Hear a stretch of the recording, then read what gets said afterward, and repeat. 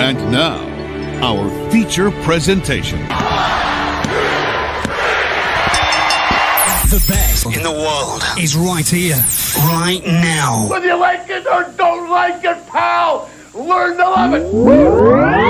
Ladies and gentlemen, welcome. All right, listen up. Now it's our time to step forward. It's time to bring the NWA back into the spotlight.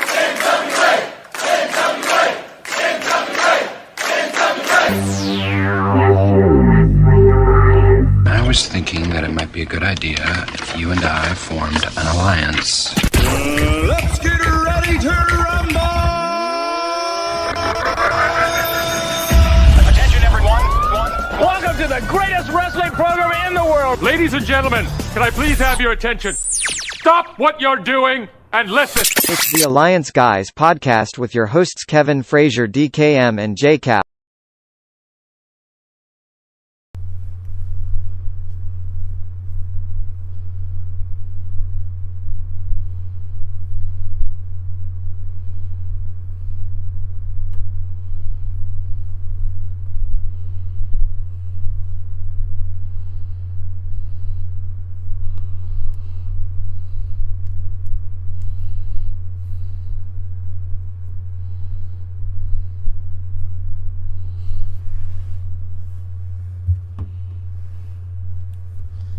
And for those of you joining us, we are talking about the debut of Cass, going by his real name, on Impact Wrestling this week. But that's what we do. We talk wrestling. We specifically talk about the NWA, the National Wrestling Alliance. This is the Alliance Guys podcast. We are the Alliance Guys. With me, of course, as always, the effervescent DKM. And of course, rocking a handsome beard tonight, we got Kevin Frazier. And are you guys telling me there's no sound? Jesus, I need help. You guys, hey, someone say something so I can tell if you guys can hear me.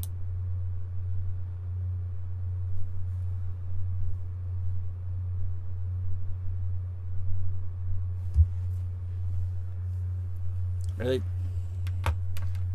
Or maybe they're just messing with me in the chat room. Really? Or maybe they're just messing with me in the chat room. Yeah, they're just messing with me. Screw you guys. They're saying, oh, okay, they're saying there's no sound from you guys. Okay. All right. I could. No, we were talking there for a minute. Okay.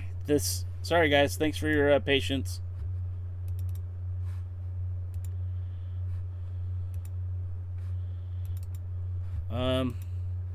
No, it's good. We're good. Everything's good.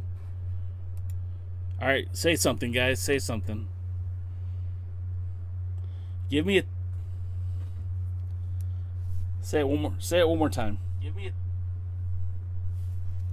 It's not. Say it one more. Say it one more time. Give me a. It's not. Say it one more time. What is going on? Okay, hang on. Be patient with us, guys. I'm an idiot, turns out. Okay, hang on. Be patient with us, guys. I'm an idiot, turns out. Okay, hang on. Be patient with us, guys. I'm an idiot. What is going on? Be patient with us, guys. I'm an idiot. What is going on? Okay, try. No, it's still not doing it. What the heck? Be patient with us, guys. Okay, try. Oh, great. Okay, it's working now. Say something, guys. Testing. 1, 2, 3. Okay. How about that, guys? Can you hear that? Someone give me a thumbs up if you can hear it, please. Let me see here.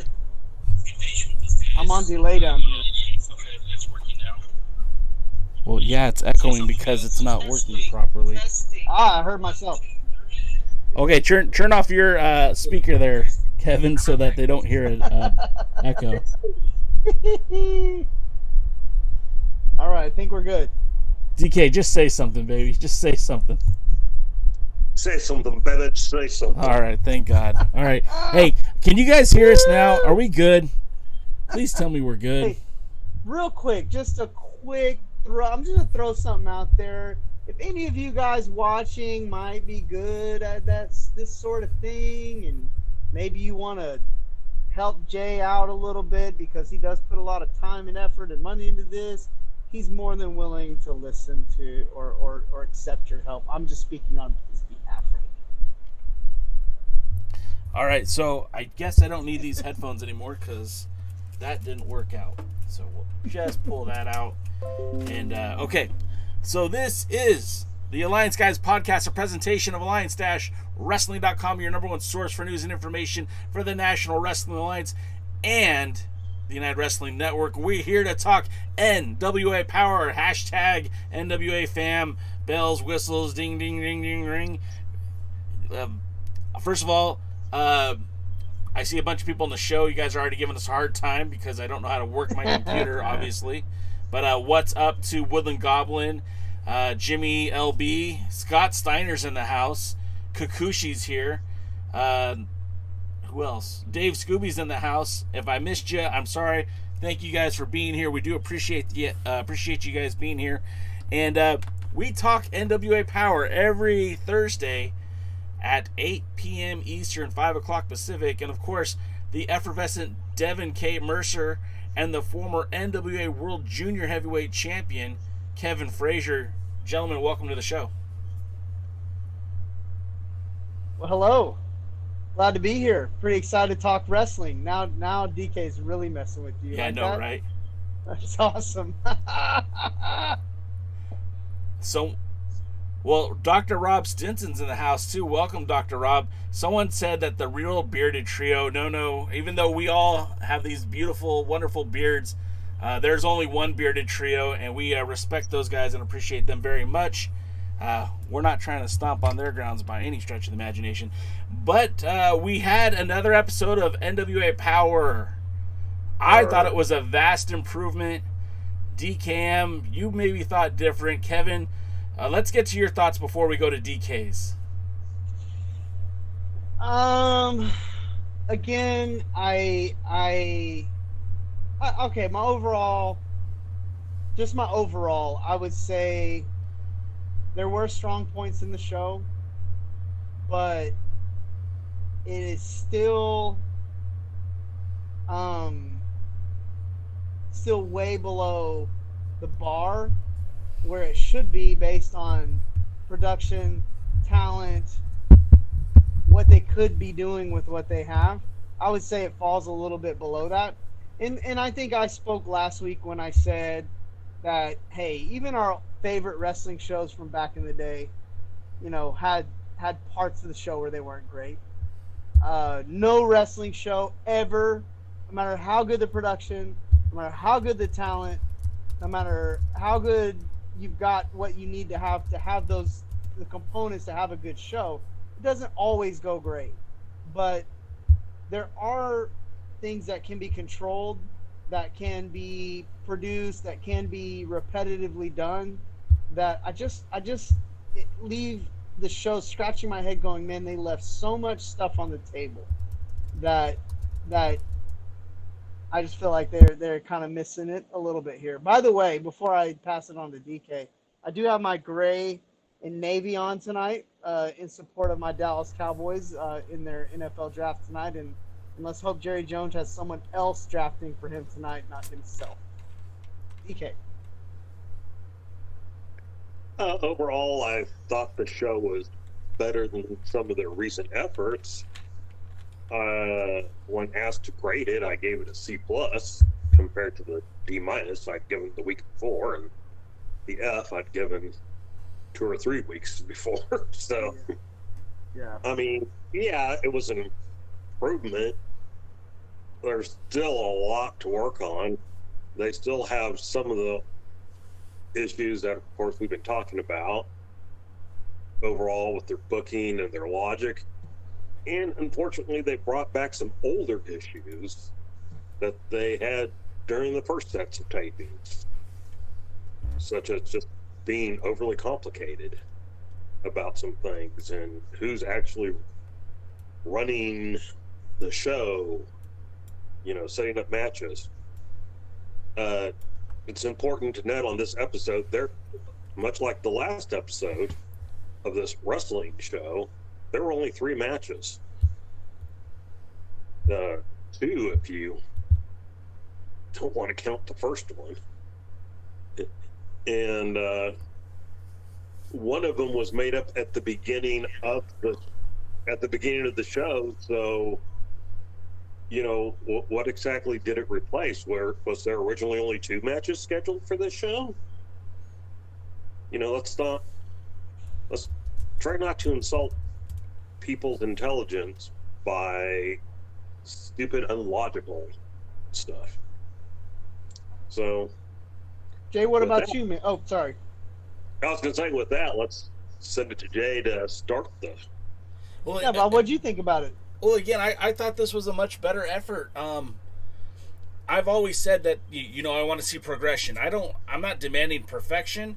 I just want to see progression. And to me, the show was much better this week. We had, I mean, there was a couple of things that I didn't care for, but the match between the TV title match, I mean, it didn't give us exactly what we wanted, but there was a further evolution in that storyline. The tag team situation kind of got some answers. We kind of see where that's going. So, I mean, it's not perfect. It's far from it. But I really feel like it's starting to move in the right direction. So for that, I mean, I give it better than a C+, but I don't give it, the highest mark I have. I really feel like the show is a work in progress, and it's getting better each and every week.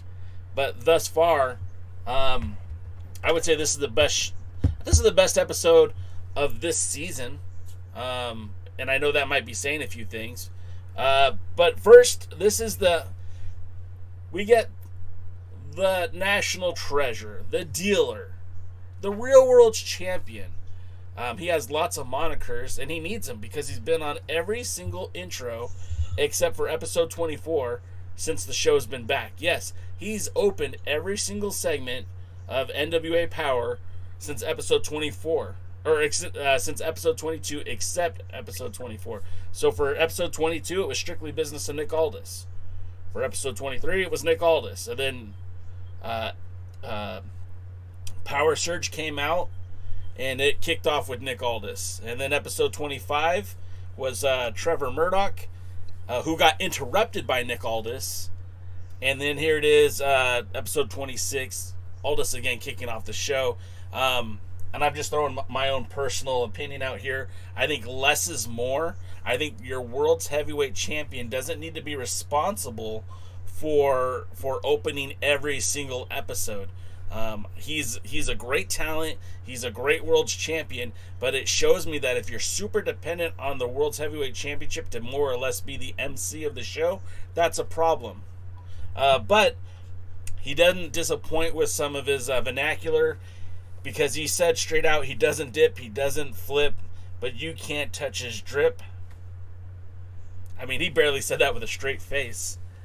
Then as he was going on, Trevor Murdoch came out kind of, looking to engage Aldis, but didn't want to full-on attack him because he didn't want to lose his future opportunities.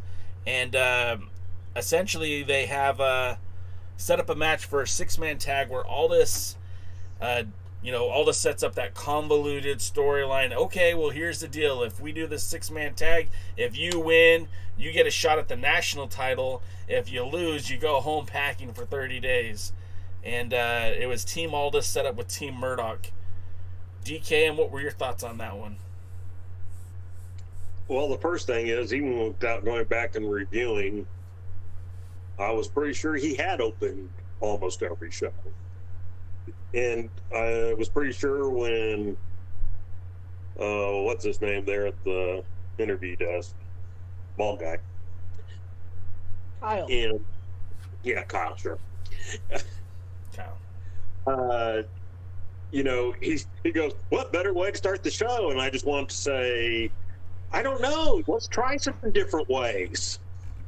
Maybe we'll find out there is a better way to open the show. And if he just came out there and said a few words, that would be one thing. But Nick Aldis is good at talking, and he likes to talk, and He talks a lot. If you look at this segment with him and Murdoch, I dare anybody to count words. See how many Murdoch says compared to how many Aldis says. And it's overexposing your champion to the point where you don't want him to be overexposed like this. He needs to be special. And they're kind of taking some of that out. And then so, as you pointed out, once again, we're having to put up with this dealer, Nick Aldis. We're saying keep it simple, and Nick Aldis, and this is where I worry. A lot of people go, oh, well, the NWA will listen to the fans. This is something that, this group has complained about since the early days. Nick Aldis comes out, and we can't just have a match. There's no matchmaker. I don't know how the other match. I guess when they come in, everybody goes, who wants to wrestle who? Because there's no matchmaker. They come out. Nick Aldis tries to make some sort of deal. This is the third time he's put together a 6-man match with stipulation that normally involves him defending the title or something. And so, and in the first 2, he was 0-2. So, things can't be simple, things can't be easy, it's got to be convoluted. So we got to either, if your team wins, you get a title shot, and if my team wins, you have to go home for 30 days. Why? There's no reason. It's just a step they came up with. So we're having another show. I don't think we've got a show yet that's had a series of matches where we just have straight wrestling in every match. We either get 3 ways or 4 ways or weird stipulations or something. Can we get a show that puts on just 4 wrestling matches? Please? Pretty please? Cherry on top? Kevin? So, I have this thing I decided while Devin was talking that I think I want to do tonight. So one of my big things that I wouldn't call it a pet peeve, but you maybe could, is when people complain about stuff but they have no clear solution on how to solve the problem. So here's what I'm going to do tonight. I'm going to tell you within the parts that I don't like what I would have done different. And then you guys can tell me what you think about that. I agree with with Devin's and Jay's opinion about Aldis opening the show. It's too much. It's redundant. It's to the point where it's not like heel heat. It's like bored heat. Not the good kind of heat. The kind of heat where you just go, okay, same old stuff. And he put together the match and all that's great. Okay. But here's what I think would have been better. Gooder. If you want to get country about it. Why not have Pope come out to open the show? He's wrestling for the title. They had a killer promo the prior week. Why not have Pope come out and pump the audience up and talk about his match? Like DK says, it's a title match. A title match that had been actually built to something. So I felt like that would have been a better opening than another Nick Aldis promo setting up another convoluted wrestling match that's going to lead to another confusing storyline. So that's how I felt. I didn't. It wasn't a bad segment, but it certainly wasn't good because of the fact that it's so repetitious. So that I think the fact that it was the same old thing is what actually made it not good. Not that there wasn't good execution. Granted, Trevor Murdoch, we've said this over and over again, is positioned as the heel, so it makes everything awkward. We can't get a straight promo without somebody coming out and having some back and forth. But man, it'd have been glorious to have Pope come out, give his 2 cents, blase, and then maybe they go straight to the first wrestling match. Even though that first wrestling match, which we'll probably get to here in a minute, I'll tell you what I felt like they could have done different then. So, how do you like that, guys? You like that? Yeah. Like, do you like that idea? Like, I'm not just going to complain about it. I'm going to say, hey, what would I have done different? Well, and actually, that goes to something I think. And Jimmy LB agreed with me. Boom. I think in general, it never hurts to start off either in the ring with a popular babyface or at the mic with a popular babyface. I mean, that's always a good way to start a TV thing. That's what's going to get, and especially an exciting one. Pretty simple too, Devin. Pretty simple. Yeah. I mean, I don't think, I mean, if it was the same person every time, yes. But, you know, if you had, you know, Pope starting one week and Murdoch starting another week or whatever, and again, kind of alternate between, you know, the ring and the interview thing, you know, that's what's going to catch a fan's attention. Oh, what? Love the Pope. Or even another thought. May Valentine interviewing Sal Ronaldo because he's about to go wrestle in a match. Yeah. And build that match up even. Then you bring the Pope out. And Nick Aldis maybe comes out after that. Now you got like strong stuff. Like you're building something. Carry on. Sorry, D. Well, no, it's man, I kind of think funny. you're right. Oh, I'm sorry, DK. Go ahead. I don't want to interrupt. Go ahead. No, I was just telling Kevin he's right, which I don't say that often, so.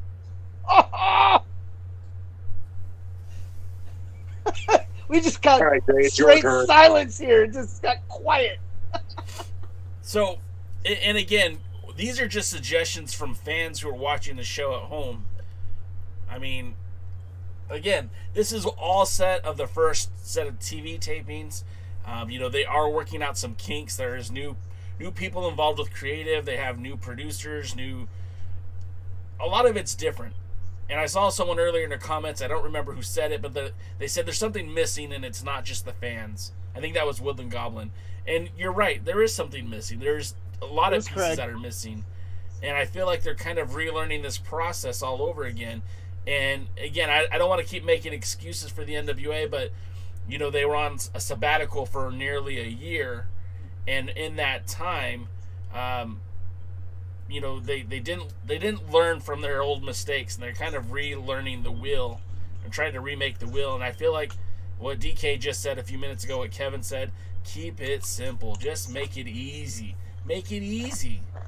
As a fan, don't insult us. Just make it easy. But that was the first segment. Then we get JR Kratos, one half of the NWA World Tag Team Champions, fighting his now nemesis, Sal Rinauro.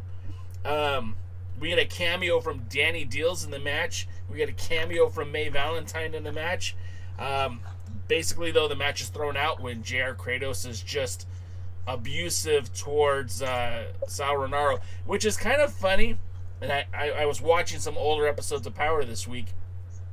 And what kicked off the feud between Trevor Murdoch and Aaron Stevens is that Aaron Stevens was taking liberty with the kid, which was Sal Rinauro. And that Trevor Murdoch took exception to that. And now here it is a year later, and Aaron Stevens' own tag team partner is taking liberties with the kid. And, you know, Aaron Stevens finds a way to be out there to be a part of it. It just seems kind of, I don't know. It just... Poetic? Poetic, sure, if that's what you want to say. I mean, poetic usually means it's good, and I just don't feel like this is a good storyline. I'm just throwing my 2 cents out there. I'll be happy when they finally take the belts off of Kratos and Stevens and we can move into a one-on-one feud where those guys can go at it. But until that happens, this is what we get. Kev, what did you think of this match? I know you're a work rate guy. Tell us, was this a well-worked match? No, it was not. This is not work rate. This is not a wrestling match. So, like what DK said earlier, he's like, if you want to call it a match. It wasn't a match. And look, okay, Jesus, I hope I don't have to run into Kratos at some point, because we do run in similar circles. I don't want him to be mad at me for this. But, you know, He's just not that good. He's big and all that and fat, but he's just not that good. And for a squash match, it wasn't even fun. Sometimes squash matches are fun. Like, they can be exciting, especially when you got a big, bad dude. Now, I didn't like it. Didn't think it was great. Kind of thought it was, believe it or not, too simple, too predictable, and they could have added a little something to it. Like I said, saw Rinauro, May Valentine giving him a promo at the beginning to talk about it, and then maybe calling out Kratos, and then, going into the ring, and instead of Kratos coming out, maybe Aaron Stevens comes out. Maybe they start, Aaron Stevens and him have an actual somewhat of a match, because Aaron Stevens is trying to work with the Kid. They're going to throw the match out anyway, right? It's going to be thrown out anyway, right? You're not going to get a finish. Then Kratos comes out. May Valentine's already out there. Then Kratos comes out, interrupts the whole thing, throws Aaron Stevens out of the way, beats the crap out of the Kid. We throw the match out, and now you got 10 times the drama. And you might have actually got some decent wrestling out there, because at the end of the match, Aaron Stevens was busting it in that main event. When we get to that, the only work rate of the night was from a couple guys in the main, and I can't wait to talk about it, because I do like to get pumped up and be excited about stuff that I thought was good about the show. I think Aaron and him would have actually been able to maybe shake hands, do some things that would have really ticked off Kratos, and then give Kratos a reason to come out and make a big fuss and do all that kind of stuff. I didn't mind them setting up the 6-man, but again, if Kratos comes out, does that whole thing, then you can have Aldis still come out, still talk, still do his thing. And then Kratos having just come out, you can say something like, man, that was impressive. And then maybe later on he comes out and blah, blah, blah. There's my 2 cents about what I would have done different in this segment. What do y'all think? What do you think, DK? Well, I think it would have been a better story than kind of what was going on. I'm mixed on this one. I mean, for what they were trying to do, it was all right. Like Kevin said, it was a little bit on the boring side. It started the trend that kind of kept up all night, which is making your referees look stupid. I mean, at that point, why was the match thrown out? Why did the referee just count to 5 while Kratos held on to the ropes and kicked Rinauro and disqualified him? Or done what they do in MMA, got in between them and been like, hey, it's over. He's done. You won. Called it for Kratos. Either way, why was it thrown out? You either could have legit stopped it, as in the guy's too beat up to continue, or you could have disqualified Kratos by, for doing the stomping while holding the ropes and, all that. Throwing it out doesn't make sense. I mean, again, logically, how many times do we see matches where someone's getting beat up? I mean, in every tag team match, the babyface gets beat up for 15, 20 minutes and looks totally out of it. Nobody stops it. Nobody declares the match over. And throws it out.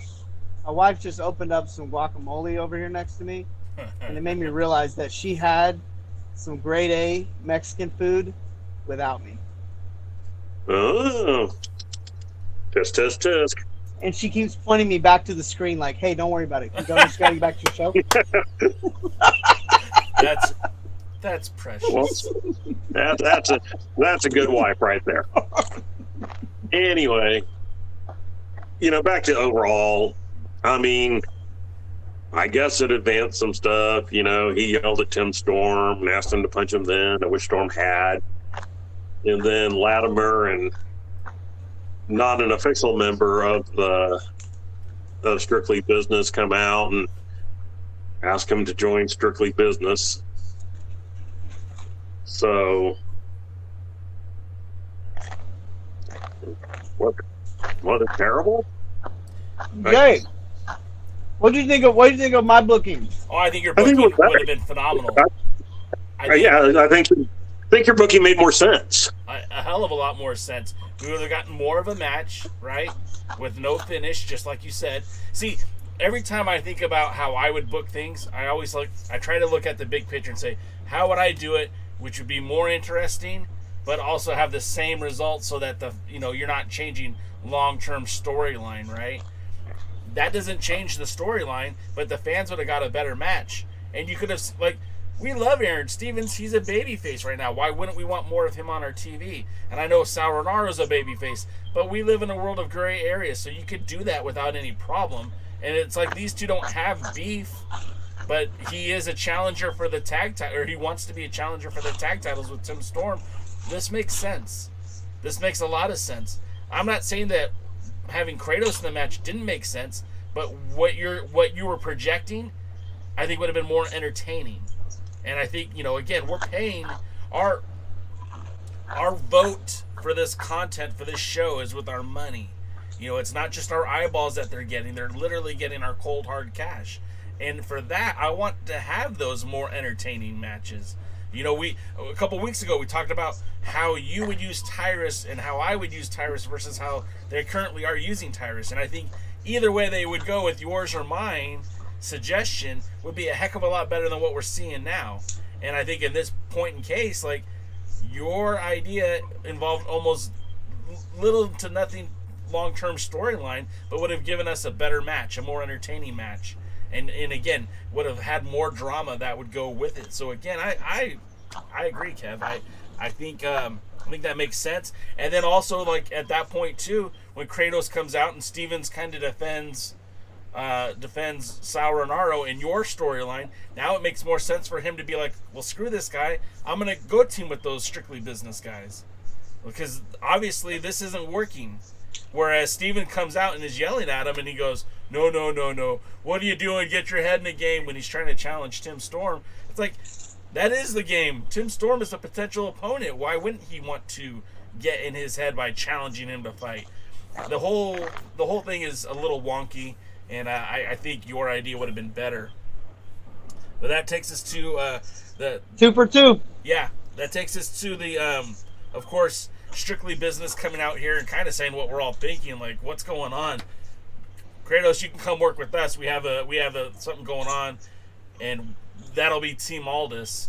And again, as this strictly business grows, they are going to be looking for more members. I don't know if they're going the whole NWO style, or if they're just looking for the Hossman. But either way, adding more to the team seems like it makes a lot more sense. So I think for what's being said right now, this made sense to have Kratos join that trio. DKM, did you have anything more you want to add to it? I mean, not really. Like I said, it is what it is. I'm not gonna. Wasn't terrible. Wasn't great.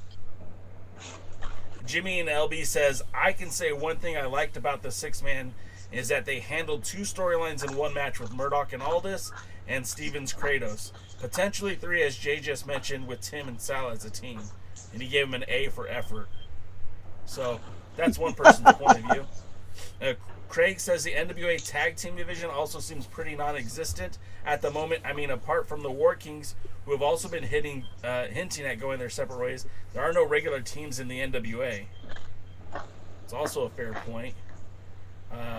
Dave Scooby says, so do the tag champs have a one-on-one match at the pay-per-view, winner take all? That's a possibility. We've seen that in the past. Aaron Rosville says Aaron's versus Kratos, winner takes both belts. That's my booking. What do you guys think about that? Would you be okay with if them deciding the tag titles that way? I wouldn't want it done in a singles match. I'd probably go more the Ole Anderson, Thunderbolt Patterson way, where each chose a partner and there was a tag team match. I like that. And, and so Ole and Arn beat Thunderbolt Patterson and Manny Fernandez. And so they need to resolve it somehow. preferably without just vacating the belts. So if they can each choose a partner, hopefully at the next pay-per-view, maybe put the titles on Latimer and Kratos or something. Well, next up, they care so little about the tag division. It's just sad. Yeah, and I think again, I want to kind of blame again the whole relaunch that they're trying to do. They're trying to fit so much into this, right? They're trying to fit all the storyline into this all at once. And I think, if they followed your philosophy early on, DK, by keeping it simple and not trying to overcrowd things, they could have done a better job of telling the story. I mean, honestly, they should have dropped the tag titles on the very first episode of Power. If they were going to split these two, they should have just had them drop the titles to Odinson and Paro, and that would have had a compelling storyline for everything else, I think. But well, let me do a little bit of Kevin right here. Let me book something real quick. Sure. Imagine if on the first night. Well, actually, let's go back to the pay-per-view with the 4-way. Okay. So imagine if on the 4-way we had Dane and Crimson work together, and one of them had won the 4-way with the help of the other, and they didn't really care which one won, just that they beat up the other two. So now imagine you get Odinson and Paro that come in the first show and win the tag team titles. Now you could have Odinson and Paro versus the War Kings, Dane and Crimson. 4 big guys. 4 tough guys. You don't even need a story for that. You don't even need a story for that. Yeah, the story is they're 4 big tough guys. Yeah, the story is the War Kings versus. Don't Odinson and Paro have a name? Yeah, the End. Yeah. So yeah, exactly. The War Kings versus the End. That's a. That's a story. And honestly, all you do is tease that. You can just tease that through the whole TV series until the pay-per-view. Exactly. It's very simple. Just 4 big guys who want to beat each other up. Yep. We got a champion. What we said sometimes. You got a champion, and you got a team that wants to be the champions. Yep. You know what story I would run with in that? What? I would have Dane get, I would have, them wrestle initially. Have Dane get beat, be the one to take the pin, and then, him kind of contemplate. Maybe he ain't got it no more. His partner build him up, and then you have kind of a series where the War Kings earn their way back in to having a tag title match against the End again, and then you have Dane kind of getting the win to help win the tag titles, and then you get kind of a real babyface kind of thing for that. I think that'd be a cool story. Because I just think it's a story. It's something. It's something. Anyways, we can do fantasy booking all day, but where do we go after this? Well, after this, then we get the promo for the storyline that they chose over what you guys said, which was Slice Boogie in street clothes. So at least we don't have to see that awful New York Mets style gear. And Jax Dane, who is his brother's keeper. And make no mistake about it, Crimson is his brother, and he's his brother's keeper. And this wasn't Jax's best promo work. I've heard him do so much better. And I wanted this to be a good moment for him because it's the first time he got the podium, so to speak. But one thing he did have that I thought was great was he called Slice Boogie a chihuahua that barks a lot but doesn't bite. And I thought that was great. And I don't know, Kevin, DKM, I think you both know Jax on a personal level. Slice Boogie looks like he could be Jack Dane's son. I don't know if you've seen Jack's son, but he's about as big as Slice Boogie. So I don't think there's going to be much problem for Dane putting the boots to this guy because he looks like his kid. I mean, anyone take it. You know, I'm going to disagree with Jay here. I actually liked Dane's promo. Okay. Because it was calm. It was just basically, you know, I don't have to get worked up. I don't have to get hyped. I don't talk a lot. I'm just going to kick your ass while getting in a couple of cheap shots, and, you know, the good type of cheap shots, you know, as, you know, digs, so to speak. And, you know, when he hit the Chihuahua line, it was just perfect. And I thought it was delivered very well. And so this was actually probably my Dane in isolation. Dealing with Boogie was probably actually one of my favorite parts of the episode. I just enjoyed it. And I want to see the match now more just, I don't think they'll do it right, but I want to see the match now to watch, you know, Dane beat up Slice. Kevin? Well, okay. So this is actually good because this was the one part of the show I didn't really have too much of an issue with. I felt like you had a great... okay, we smash on Smash... We smash... Is it Smash Boogie? Slice Boogie. We smash on Slice Boogie a lot. Mainly because it's less about him as it is about how he's being put in a position. Do y'all hear like some feedback? I'm hearing a little bit of scratch back, yeah. But I feel like it's more because he's being put in a position to be something he's really not yet. But he showed a lot of charisma in this promo. He did. I mean, he really has charisma. Why he hasn't been on the mic more before he's wrestled, that's probably what I'd have done different. I'd have probably had him on the mic before he actually got a match win, because he really was charismatic. I liked the things he said. I liked that he was arrogant. I just liked it. I thought he sounded great. And I thought Jax Dane, very much what DK said, I felt like you had charisma versus intelligence. I felt like you had it really looked like the young upstart cocky guy against the veteran who knows what he's doing. And I felt like there was a story there. I mean, there's a story there. It makes sense. There is something to be had from this. And it was done well. I felt like maybe this segment could have ended after Dane said what he said. If I were to just nitpick, after Dane said his thing, bam, leave it. Because now we want to see it. It's like when you peak, you don't need to just watch it burn. So again, it's television. It's recorded. They can always phase out.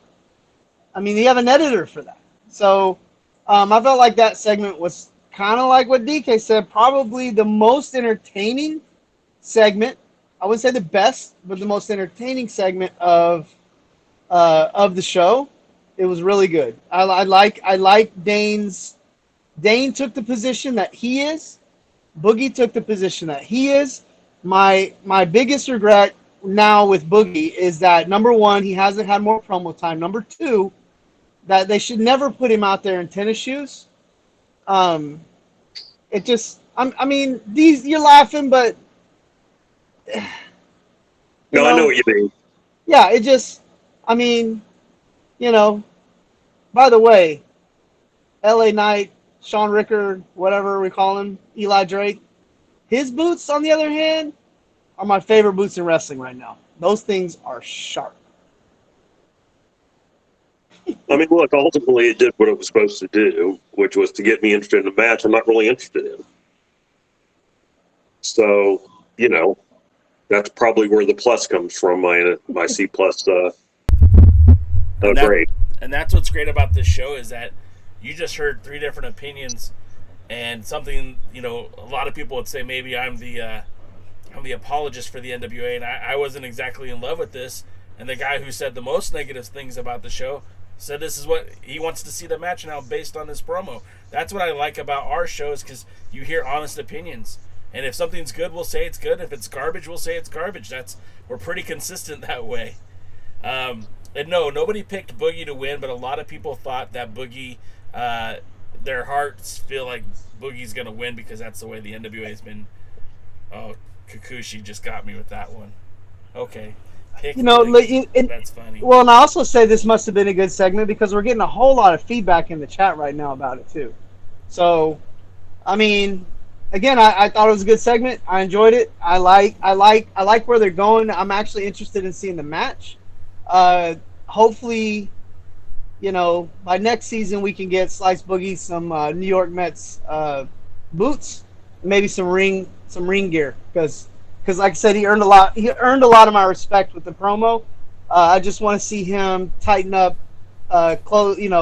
live up to the position that he's in. Spend some money. Get your body right. Make sure you're not 3 different colors. You don't got a tan line and you got a redneck and you got you know what I'm saying? Like put a little extra into it. Because honestly, he did show some charisma there. And for the first time, I feel like I saw a little bit of what maybe they seen.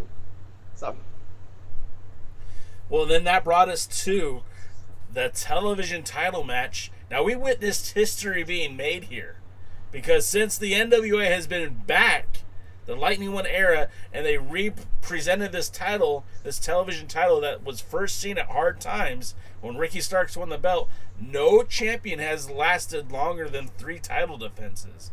Ricky Starks had 3 and then lost to Zicky Dice. Zicky Dice had 3 and then lost to the Pope. So the Pope getting here to have that 3rd title defense, it's the first time we've seen a champion get past that. So that was kind of cool that we saw history being made. And I know it's not huge history, but I think it's just cool to be the first to do something. The Pope was the first man to hold that title after 4 matches. After 3 matches, excuse me. This was interesting. For everything I said good about Tyrus and Austin Idol last week, I take it back. Austin Idol should not be near a microphone. He certainly shouldn't be sitting next to a woman. He creeped me out, and not in a good way. Not heel heat, but turn off the TV heat. But this was the match we got. It had a no finish. It ended up being a count out. But really, the Pope should have been disqualified. Tyrus should have been disqualified a couple of times when Austin Idol got involved, when he wouldn't release the choke. There were so many different times to DQ this. To what DK's point earlier on was that the referee's looking stupid. This referee wasn't enforcing their own set of rules, and I think that was the head referee. So, a lot of things that just didn't gel well in this match. The least of which was Tyrus just can't wrestle well.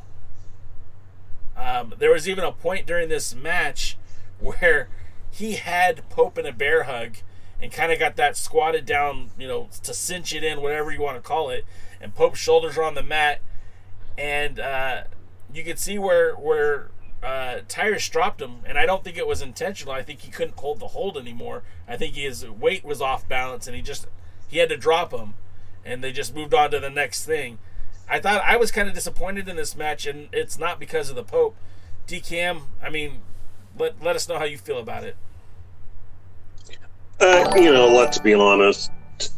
This was the best match Tyrus has had, which says nothing. And the worst match. Real quick. James H. Jackson, who picked up this cap last week, just bought the hoodie sweatshirt as well. Ooh! From the bottom of Come my on, heart, James. man, thank you, appreciate it. You My made man. DKM dance. Go ahead, DK. Sorry, I want to call it out. Thanks, James. We do appreciate that. Anyway, like I was saying, best Tyrus match, which says nothing because his matches have all been bad. And worst Pope match, which was only worse because it had Tyrus in it. Look, this is one of those things where outside the ring, they've done a lot of right things as far as building a story. Just one of the people they're building it with is not that good in the ring, or not good at all in the ring. And the t-shirt, by the way. Cool. And so I don't know if I've never really watched Tyrus wrestle. I don't know if he was ever good or not. So I can't judge. Yes, I did. Thank you. Anyway.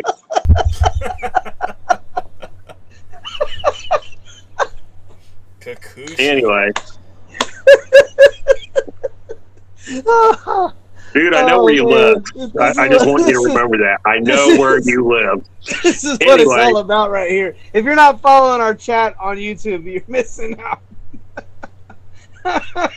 Anyway, getting back to it. Just. I'm not off the mic for me. This is everything. Can you hear her, Kevin? Because you need to hear this. Okay, sorry. I don't want to laugh in the mic for any longer. Go ahead. Okay, this was a synopsis of everything that's wrong with NWA booking. All right? Yeah. The referee was an idiot. I don't think he ever counted. And if he ever did, he never made it past 2. They were out on the floor for 33 seconds. And that was after Pope tried to get back in, and the challenger and his manager pulled him out. Why? You can't win the title outside. Does he want to win the title? Because if you want to win the title, you'd be throwing him back in the ring. But the manager and the challenger pull the champion out, and they have him out there for 33 seconds while the ref just get in the ring and do something. I mean, come on. Just let's get some logical, basic. Yeah, I am having a stroke, I think. I can't even look at it. I can't even look at it on the screen down here. It was just that bad. Well, I mean, Kevin, if you were challenging for a title, if they put you in and booked you to challenge for a title, and they said, "Oh, by the way, Kevin, we want the match to end with you and the guy brawling on the outside,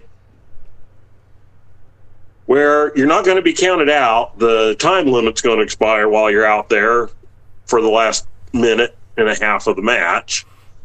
And if the champion tries to get back in the ring, we want you to pull him out of the ring." I mean, would you be going no? Well, no, I wouldn't say no. What I would say is that I would just say that exactly. I would just say, hey, it's a championship match. I understand that I'm the heel. I understand the finish that you want. But if I pull him out, it makes me look dumb. It makes me look like I don't want to win the match, which means the don't want to win the title, which means the title doesn't count for anything.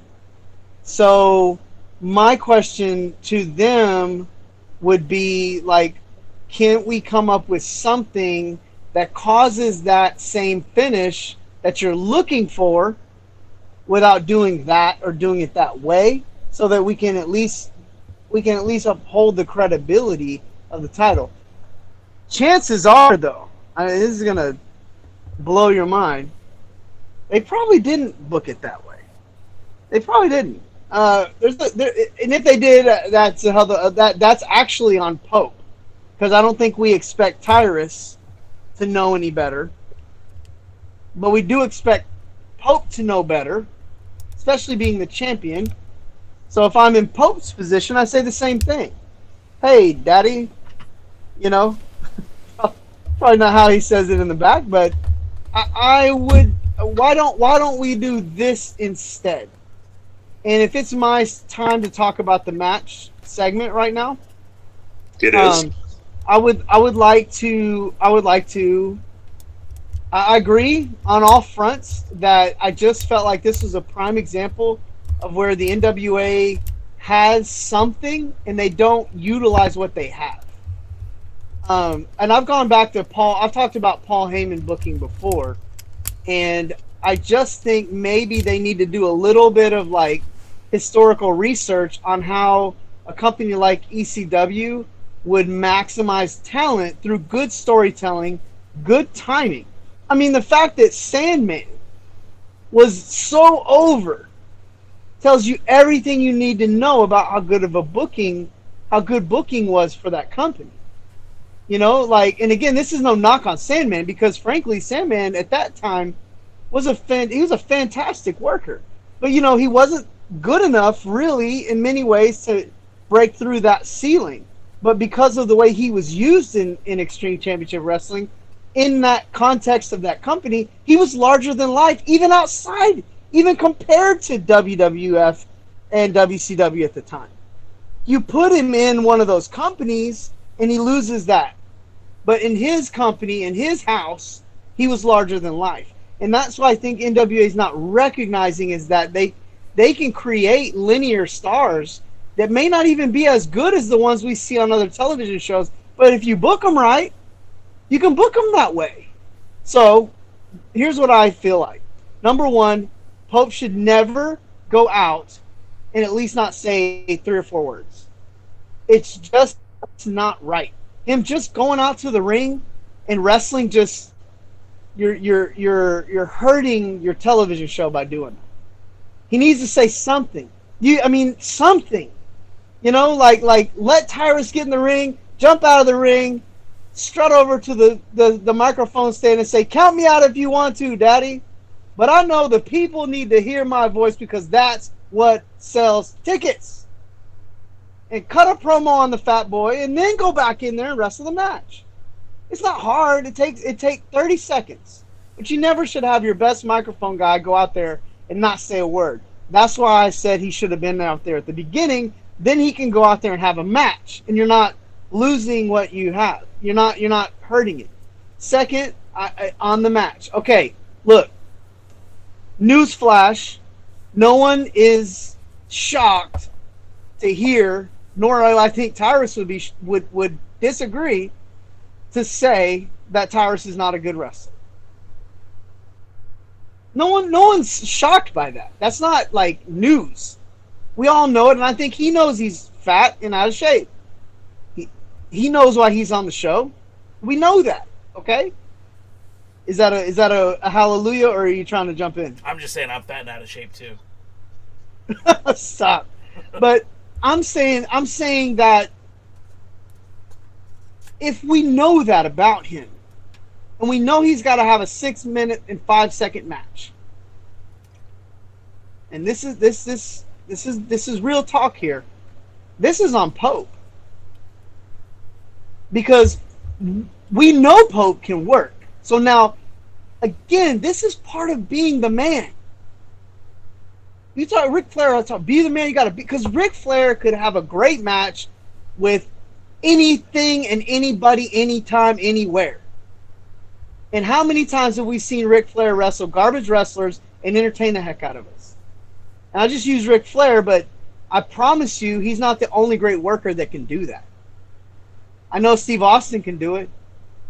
I can go down the list of wrestlers that can pull a great match out of somebody that's not very good. And there's 100 things I could sit here and say that Pope could have done differently that would have made the match more entertaining and not put any emphasis on Tyrus to have to carry any of the load of the work. And we could have gotten work rate out of Pope and just gotten enough out of Tyrus to have a good match. And that's just real talk, y'all. It's possible. I know, because I wrestled in the indies where, like, you know, I'm not going to name names, but I wrestled some guys. I've wrestled some really bad wrestlers and got standing ovations and people going, and those guys come up to me and go, "That's the best match I've ever had in my life." And that's your job when you're the good worker. And so I put this one on Pope. The fact that he wasn't on the mic, I give to the booking committee. Whatever story went on in the match that kind of made no sense, I put that a little bit on the booking, but a little bit again on Pope. Because you got to book yourself as champion properly. You got to do some things. You got to get involved in those conversations, and you got to use your brain, which we know he can. We've seen him use his brain in the match. We've seen him use it on the mic. So again, we know that Pope is probably the best wrestler they have, which is why it's okay to expect more out of him. Same thing that we do with Nick Aldis. So in that regards, I felt like this is a little bit on Pope, that this match was bad. You got to put the big man Tyrus in positions where he looks good. Because if you're just going to go out there and expose him, you actually make your segment and yourself look like crap. And it's not an ego thing. It's for us, the fans. So if you want to make the fans enjoy it, you got to squeeze something out of that thing so that we're sitting on this show going, I can't believe Tyrus had such a great match with Pope. That's when you know you're the man. So that's how I feel about the segment. It's the segment that could have been, because here we go, booking, easy booking. They don't go outside the match till 6 minutes. Now DK's happy because they're out there for 5 seconds. So we know it wasn't 30. We know there wasn't a 10 count. But don't go out till the 5 seconds is left. Roll out, fight outside. You do all the same stuff.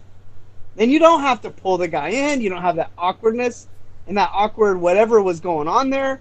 You have a ref in there. You know what time it is. It's so simple.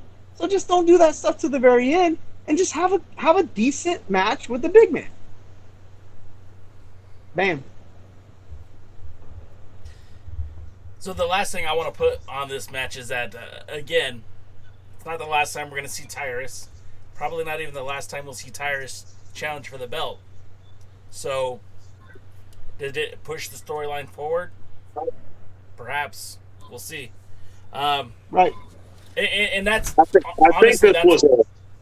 ahead, DK. I think this is a case of concept versus execution. I see what they wanted to do, which, by the way, if you had a shoot referee, so to speak, like I say, where he gone out and counted them out, same result. Same result. Exact same result. Ends in a draw. So, I mean, it's not like once they got out there and started fighting, the ref should have counted to 10 and just been over. And they could have continued to brawl or whatever for a little bit and split it up. At the start of the match, I didn't think was necessarily that bad. It kind of started with Pope moving and getting out of the way, and then Tyrus doing some big man stuff. And so it started okay. I mean, like Kevin said, what you'd expect, get your workout, but then it was like it broke down.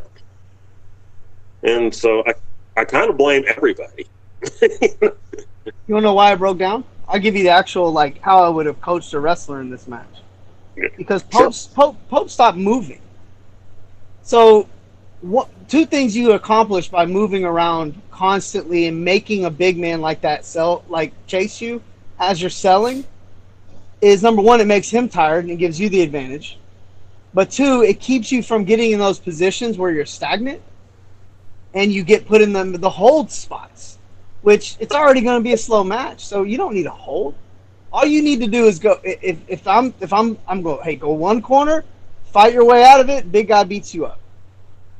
Drag your butt over to the next corner. Pull your way up, fight your way out of it. Drag your butt all the way across the ring so it takes forever. Drag your way up, fight your way out of it. That's like 3.5 minutes right there. So it's a simple technical thing that could have been easily done, and we know Pope is creative enough in the ring to come up with better than what we saw. Should there have been more pin attempts by Tyrus? Sure, but I mean, a cocky heel doesn't have to, because he feels like he's going to win anyways. The other side of it is it didn't look like Tyrus cared if he won the match. So, I think that might not be a good thing, but it is a cocky thing. But I agree with you, Devin, but I also think a cocky heel doesn't necessarily care. I mean, doesn't try.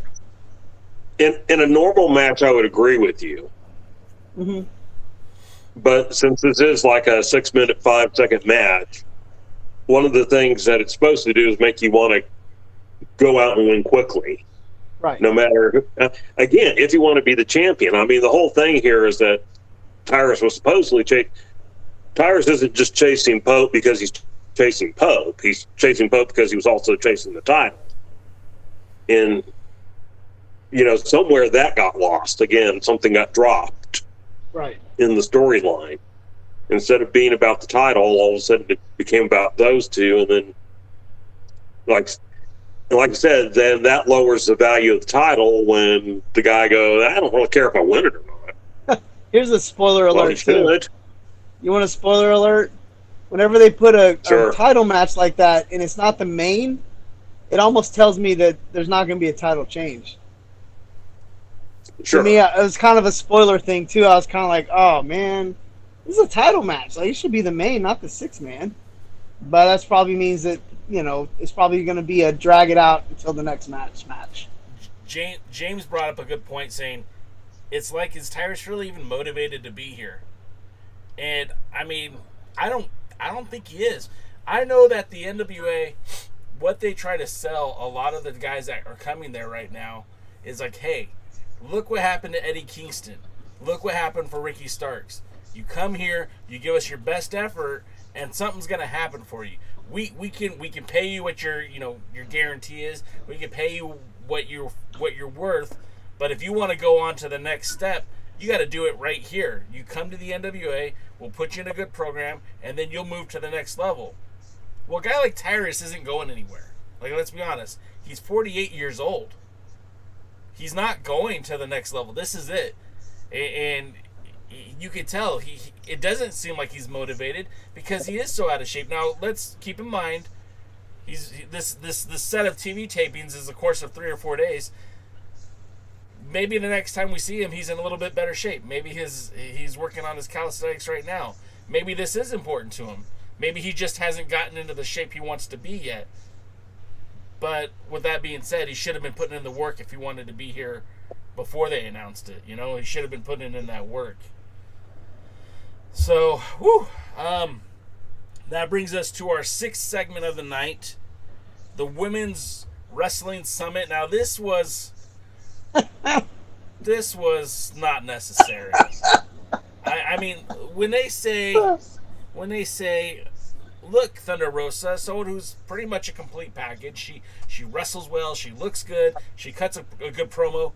You need to have someone else speak for you tonight. That seems counterintuitive.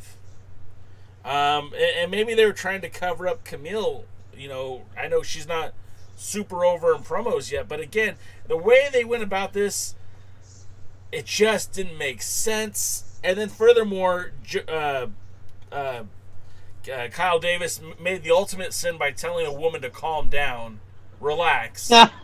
And you know that is never in the history of mankind has ever worked to calm down a woman. Jay, you're on fire right now, buddy. Keep going. I'm just saying, I've been married twice. I know you don't tell a woman to calm down ever. So, oh man. So again, this segment seemed like whatever they were efforting, a peaceful resolution to the feud. We don't watch wrestling for peace. That went out in 1994 with Antonio Inoki and his peace festivals. We're for violence. We want to see wrestling. We want to see pro wrestling. And if you're going to spend 10 minutes on putting together a summit, I'd rather them have spent 10 minutes wrestling a tag team match or doing something to further the storyline, because this wasn't that. DKM, you got a surly look on your face. What did you think? Oh my gosh, what the blankety blank blank blank and blank blankety blanks and blank were they thinking? First of all, can you think of anybody who would be least likely to be an advocate for Camille, or that Camille would want as an advocate, as the current incarnation of Taryn Terrell? I mean, talk about odd couple. Camille should just want to slap her silly. Camille should want to slap all of them silly. I mean, just anybody that's that. I mean, the character's going to be something that grades on me anyway, but again, probably in a way that would make me want to watch her get beat up by a real wrestler. But it's just, man, that was an odd pairing. I don't know where they're going with this Molina Thunder Rosa thing. You know, at first it looked more like we're just setting up for an eventual Molina. I'm ready. I'm sorry. I'm going to bust in. DK, I think you and Kokushi need a cage match. I do too. Hey. He just got you on permanent roast. She doesn't use the blanks like I do. Oh, man. Anyhow. Oh, man. This is great. Anyhow. This was a worthless segment. Just totally worthless. Somebody, I can't remember who, maybe it was me, said wrestling fans like wrestling. That was you. Yeah, so why the hell aren't we getting it? I agree. I agree. I mean, honest question. Why are we not getting wrestling on this wrestling show? If I want to watch talking and yapping and long segments of people saying 20 words that only need to be one, I would watch WWE. Well, or like put it on your free YouTube channel. Put it on the free YouTube channel, except for I think they probably signed away the farm when they signed the fight deal, because they don't put anything on their YouTube channel other than what you missed. So, and the post show. Oh yes, but that's just people talking. And not even them. And you know, it's great for the Bearded Trio, and you know, I'm very happy for them. But it's, you know, it's not a. They don't put anything related to their program on it other than another group of people talking about it. And so I'm done talking about the segment. Give me wrestling. Kokushi has another statement for you in the chat. Oh, I can't. I just can't with him. You know, guys, right now in wrestling, we would call this stealing the show, upstaging the main event. Our chat room is upstaging our show right now and hijacking it because you guys are killing me right now. This is what we live for, though. This, honestly, we've said it before. I'm going to say it again. This is a great time to break in and say this. We're here to have a good time and just talk wrestling. And we really are glad. We love it that you guys are hanging out with us. The comments, y'all can roast me all day long. I've been called Hobbit. I've been called Frodo. I've been called Mighty Mouse right in front of Jay in California. That was my nickname. So, you know, we love it. Keep it coming. It's too much fun. It makes this even more fun than it would already be if it was just us three just chatting about wrestling. I think you was the one that called you Mighty Mouse. I'm like, bro, you're smaller than he is. Well, you know. Anyways, it is what you know. I love Johnny Yuma. Great wrestler, man. The Kevin Douglas in me wants to jump back in to our feud and say it was never finished. And I'm not done with Johnny Yuma, but technically I'm done with Johnny Yuma. So, but no, the segment, you know, like, golly, man, you couldn't have said it better. Like, why not a wrestling match? I mean, in all reality, like, why not a wrestling match? I know that sounds crazy, but why not? Number one, that's number one. I can't agree more. Number two, Molina speaking for Thunder Rosa. It's like switching the string. Like Thunder Rosa is better on the mic than Molina, so I'd rather hear Thunder Rosa talk. We haven't heard enough of that. We haven't had enough of her at all during the season, which is like, newsflash, her and Pope are your best workers. So, Thomas Latimer. But, like, golly, man, why not give me a 8-minute Thunder Rosa match? Unless she has some kind of match, like, limit or something as part of her thing. But I would say, yeah. Now, I will say this. For one, Camille doesn't need to talk. She needs to limit her facial expressions because a lot of that stuff is taken away from what she does well. That's something I would, if she ever listened to me and I was her coach, which she never would, and I would be scared to say it to her face because Tom Latimer might put me through a wall. But I would just, in reality, like, because I want to see, I'm a fan. I think she's awesome. And I've always been a big advocate, but I would pull back some of her expressions, her talking, not because we don't want to hear a woman talk, or not because she won't be able to some point. But right now, she's got a good thing going. Play to your strengths. Work on promos in the back. Honestly, like whatever May Valentine's been doing, do whatever she's been doing, because she seems to get better on the mic week in and week out. So again, maybe just work a little more on it before you go out and just start talking. So I think she needed somebody to talk for her. Go ahead, D. I want to know when May Valentine became the best thing on the show, just as far as like on the commentating, interviewing, and stuff. I mean, for somebody who I honestly did not like, yep, I'm now truly enjoying the segment she's in. Right.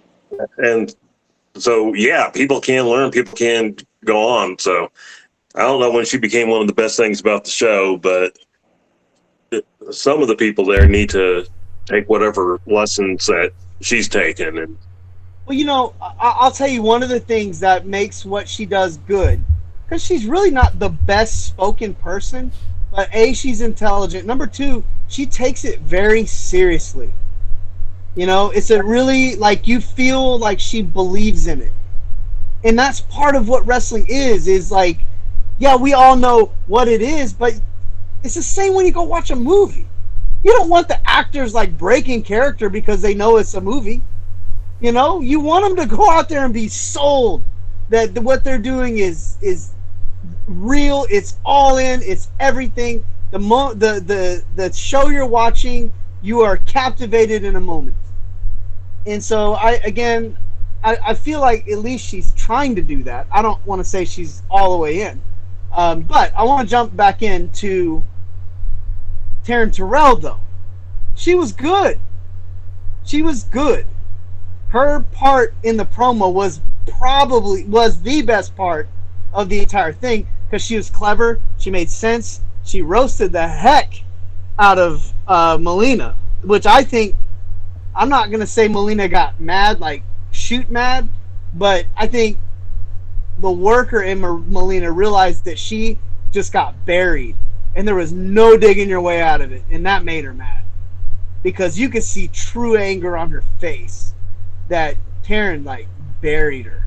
And I thought it was great, not because I hate Molina, but because it was a good promo. And you know what? This is what you do when you get buried on the mic. You go back, you get in front of the mirror, you practice your stuff, and you come out and you come back strong and you show them that, hey, you know what, you buried me last week, but I got you this time. It made me want to see Taryn versus Molina, not Thunder Rosa versus Camille. And again, it wasn't horrible. No, it was pretty horrible. It was pretty close to horrible, but I would say that Taryn was the highlight of it, because one thing that made it horrible was the misusage of Thunder Rosa. You do not misuse your biggest quality that you have. And they did that with two of their best people this week.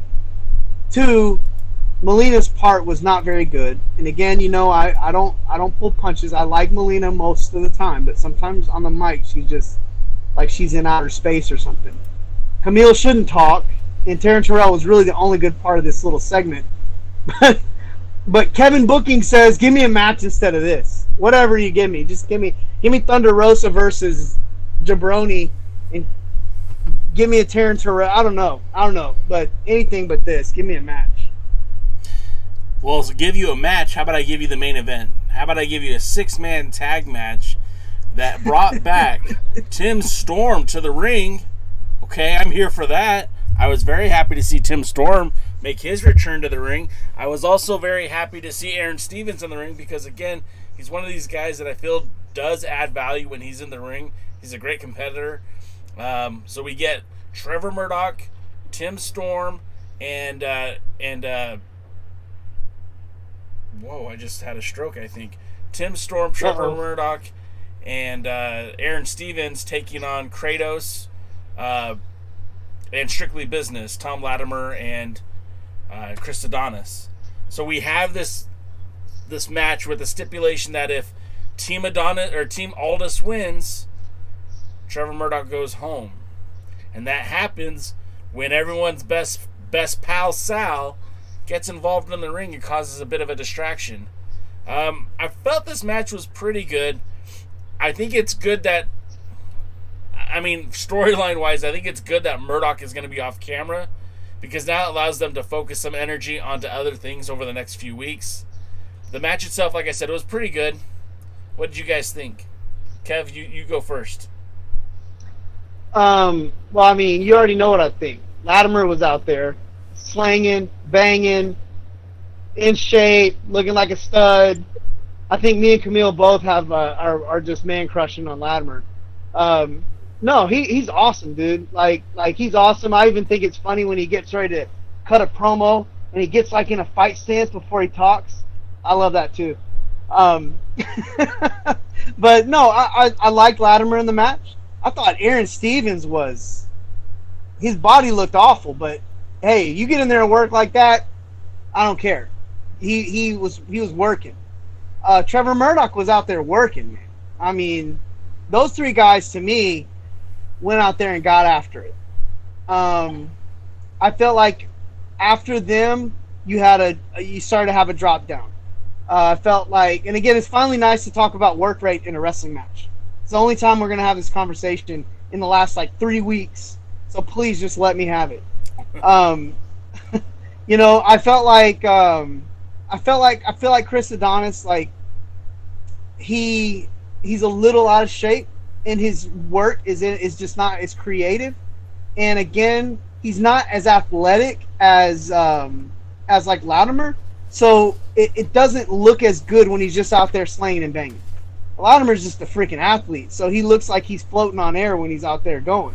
And it just looks good. And so he can go out there and throw punches and kicks and slams and move at the pace that he moves, and it looks good. I feel like Adonis has to be a little more crafty with his work rate because he's not quite as good of an athlete. He looks like a good athlete, but looking like an athlete and being a good athlete are two different things. But Aaron Stevens is a better athlete right now in the ring than Chris Adonis, and Aaron Stevens doesn't look as good as Adonis. I feel like Adonis needs to lose a little bit of body fat and get a little more creative with his storytelling in the ring to make up for maybe his lack of athletic ability. Kratos, he's just not on that level. He's not main event. His body's not there. He looks lazy in the ring. His ring positioning's not good. He's not polished at all. I don't even know if I've ever seen him sell. So, again, he can't go out there and work a style like Latimer because he doesn't look right. He doesn't move like that. Moving over to the baby faces, Tim Storm didn't look good to me. I love him. I do. We're friends, but he just didn't look good in the ring. He didn't. Okay? Yeah, I'm going to leave it at that because I liked him, and I respect him. I respect his career. I wrestled with Tim from the very first time I was on television. He wrestled on the same card in 2000 in Arlington, Texas for a company called Professional Championship Wrestling, in which he was a tag champion. We were in the German Fest wrestling tournament together. We were in the Final Four, and our careers after that just blasted off. So I have all the respect, but it's not passing the eyeball test anymore. So I'm going to leave it at that. And Aaron Stevens, like I said, I think I covered everybody, but man, Aaron Stevens looked great. Again, man, just lose a little body fat or go back to the gi. Because I love that look. I do. I mean, you don't always have to have on tights and stuff. If it works, it works. I miss the gi. I miss the heel. But his work rate is really good. Probably one of the best guys in the ring. He's creative, kind of like what you want from Adonis. he's creative. So for what it's anyway. worth, Kev, he's really I follow him on Instagram, and he's really upping up his dieting and everything else. Where he is, I think I'm out for the night. He's upping his dieting, and he's really working on getting in better in-ring shape. He's doing like boxing and kickboxing, and he's doing those diet meals. So I really think he's trying to get into a better shape, into a better look. Well, his work rate is great. He's very creative in the ring. Again, it's a totally different style than like Latimer would be, but it's cerebral, and that matches his personality. Latimer shouldn't be a cerebral wrestler. He should be the guy he is in the ring. It makes sense. So, and again, Murdoch, I'm a fan of Murdoch's work. Like, he works exactly the right pace. He does the right kind of moves. Not a big fan of the Bulldog off the top, but most as long as the move looks clean, the rest of what he does I like. So I wish he'd go to the belly-to-belly like Harley Race. Isn't that what Harley Race used to use? I wish he'd go to that and save his pile body. Driver. You know? Yep. So anyway, DK. Well, obviously it was the best action of the night. Now, of course, there were only 3 matches, and the first one wasn't a match, and the second one had Tyrus. But, yeah, it was the best action. You stole a lot of my thunder in saying that, who looked good and who didn't. I'll let you have the story. Well, it did remind me why I like Murdoch in the ring. And even why I like Stevens in the ring. I'm kind of with you on Tim Storm. Love Tim Storm. He's one of the nicest guys I've ever met in the business. His age is catching up to him. It's going to. And, life. He's 56, 57, somewhere in there. And he, probably doesn't need to be in the ring that much. And unfortunately, the ending, I don't feel was well executed. In that it had Adonis first try to put the Master Lock back when he was Masters, and the full Nelson on Storm, and it didn't look right because Storm's so much bigger than he is. And so, you kind of didn't believe that was actually going to work. And I don't know if it was planned or if it was a called audible or what the thing was, but he basically never got it cinched up and almost immediately let go of it to do the sort of a pick-up throwdown, pick up the pin. Didn't look like that strong of a move to do it. I'm okay with it, but I think this goes back to what Kevin was saying, a little bit with Adonis. Hopefully he's joining Stevens and kind of working out and getting in better shape. Again, one of the problems with taping everything in over 2 or 3 nights is you don't see any growth in them until the next one. So we won't know how they've grown until, June.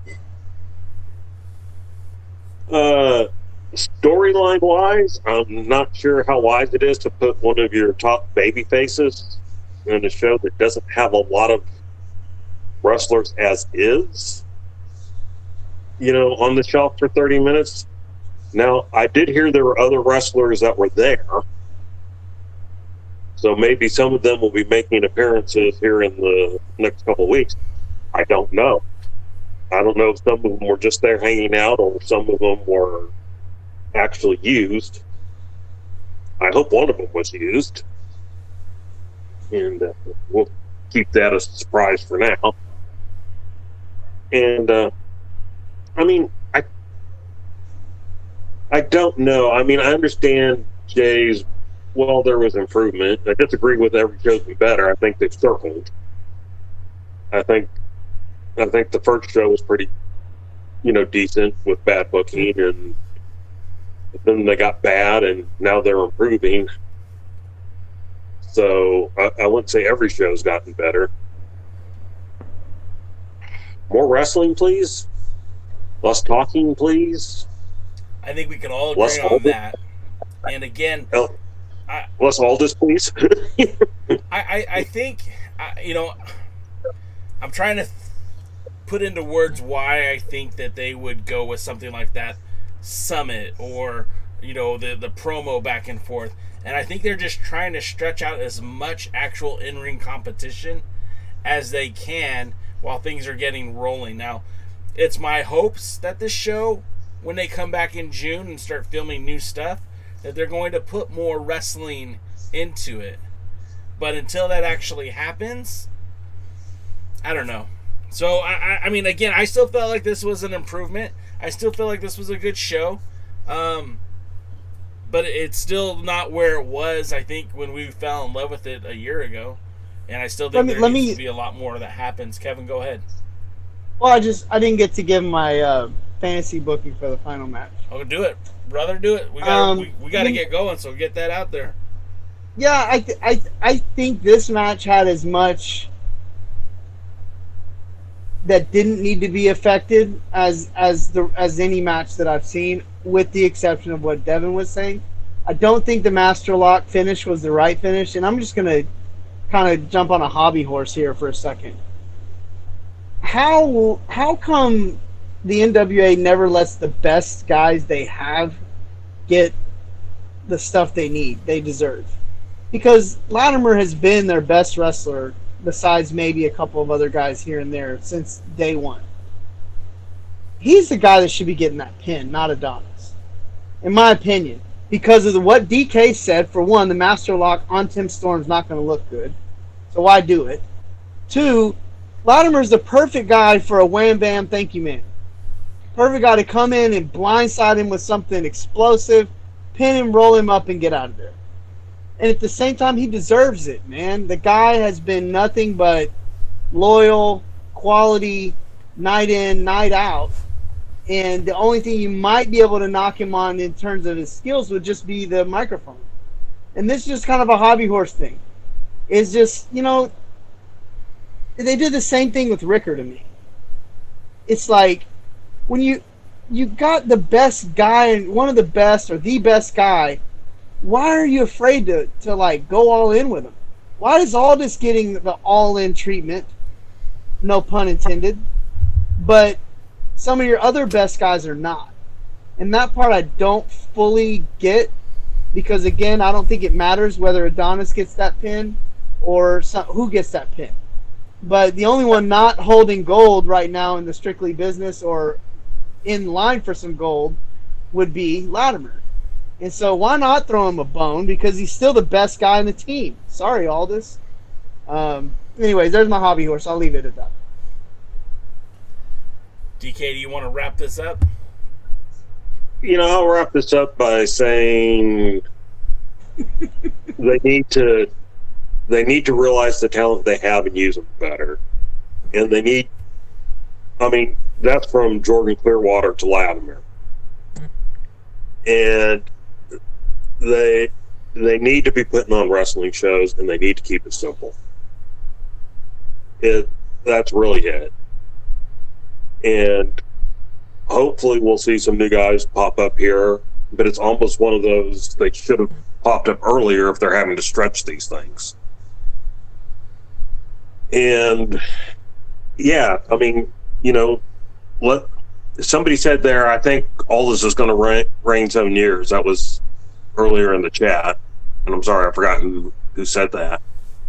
But the reason is because they don't put anyone up against Aldis that we legit believe has a chance. So, let's not wait very long. They've already set up something teasing Pope. They've already set up something teasing Latimer. These are guys that, if they build it correctly, we would legit want to see a title change, whether they give it to us or not. Ric Flair was famous for defending his title. You always wanted to see a title change with Ric Flair. because he had that heel roll down so well. But, give us good matches. Let us. We want to believe. And one of the things we want to believe is that there's somebody out there who can beat Aldis, who can take him down a notch. So, I want to believe, I want them to set something up going into a pay-per-view between Pope and Aldis, where regardless of what the outcome is, if it's well booked, I'm believing going in, hey, Pope has a chance. I think we can see a title change. I think Pope could come out with the belt. And whether Pope comes out with the belt or doesn't come out with the belt, that we had a hell of a match and we're happy after, when it's said and done. Same thing with Latimer. I mean, all this is hinted, not everybody in Strictly Business is, was spot as safe. Camille and her sit down thing said, hey, as far as she's concerned, the power couple are her and Latimer should be going for the world title. Okay, they planted seed. I want them to water them. I want them to make me believe. I watch wrestling to believe. All right? That's what I want. So give me wrestling, make me believe. That's what I'm asking for. Jay? No, you guys are killing it. I mean, we're all saying the same thing. Like, we're fans. We want to buy into it. Kevin's a former wrestler, but he wants to buy into it. He wants to suspend belief when he sits there on his couch and watches the show. He wants to have that same feeling that DK gets, that I get. And this program doesn't deliver far enough what it should be doing for the type of talent they have on this roster. And Kevin's already given you 8 different ways how this show could have been better tonight. I mean, there's little things.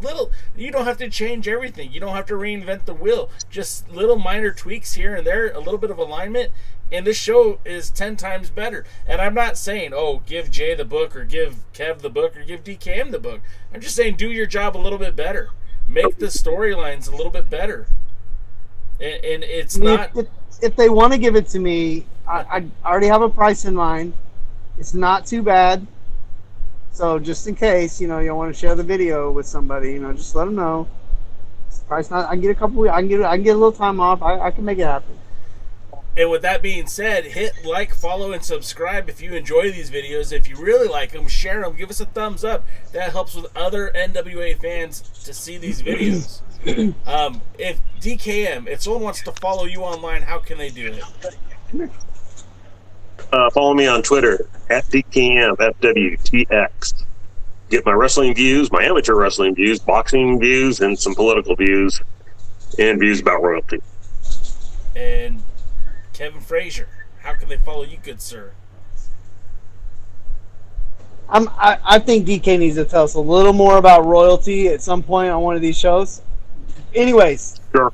we got the Scottish Lord. We'll do a special. We'll do a special on why buying and foot of land in Scotland is meaningless. So, and how you're a sucker when you do it. Oh, that's great! I love this. I love it. Yes, you guys can follow. You can find me on Twitter, Kevin Lee Frazier.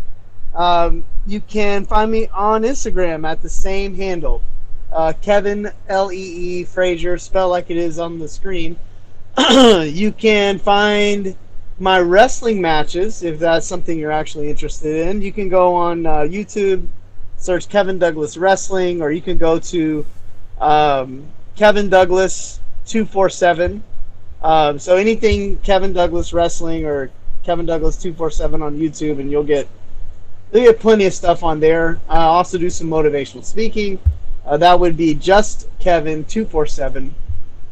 And while I got the floor for a second, I just want to give it up to our chat room tonight. I mean, you guys were off the hook. Thanks for all the love. Thanks for all the support. We can't thank you enough. We're so glad that you spend this time with us on Thursday nights. We're having a good time with it. Like I said, I mean, probably a part of the show gets extended because of responding to some of the great stuff you guys say. And so we just can't thank you guys enough. If you got more wrestling fans and friends that you know, tell them how fun it is to come on these shows on Thursdays, and they can bring their opinions out if they'd like to. We'd love to invite them into the family, because the more opinions we can get, the better.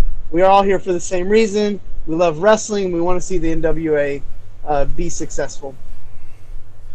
And you can follow me at the Alliance blog, where we're always talking that hashtag NWA Power. We're here to support this wrestling addiction we all have, especially that NWA niche. You guys are all welcome to be a part of this. Every week we do this from Thursdays from 8 Eastern, 5 Pacific. The pre-party, I do that by myself, but I talk to all of you guys. We do that 5... Without sound. What's that now? Without sound. Sometimes the mic will work, and that's 5 Eastern, 2 o'clock Pacific. Of course, we do the best of these podcasts and throw them up on our Spotify channel, our Apple channel. You can check those out. Just search for the Alliance blog. And of course, you can be like James H. Jackson Jr. and get a dope hat like this, or an equally dope sweater and t-shirt by visiting our merch store. We do appreciate that very much. And guys, that's going to do it for us. Again, thank you so much for being here, being a part of this. We do this for you guys, but we do it for ourselves too. Like, if no one was here in this chat, we'd still be talking wrestling. It's just a lot more fun when you guys are here hanging out with us. So until then, we're going to take off. You guys have a good night, and we'll see you next week. Until then, at the matches, outro.